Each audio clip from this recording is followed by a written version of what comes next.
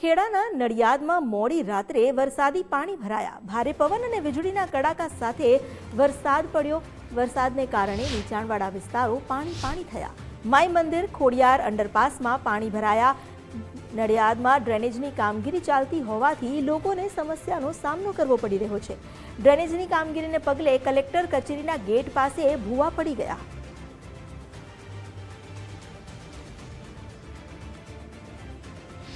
ગઈ રાત્રે જિલ્લામાં મુસળધાર વરસાદ વાવાઝોડા અને પવન સાથે વરસ્યો હતો। ત્યારે નડિયાદ શહેરમાં ખાસ કરીને વાત કરવામાં આવે તો પણ મુસળધાર વરસાદ વરસ્યો હતો। ત્યારે નડિયાદ શહેરના આ કલેક્ટર કચેરી વિસ્તારમાં હાલમાં જ મહાનગરપાલિકા દ્વારા ડ્રેનેજની કામગીરી ચાલુ હોય છે।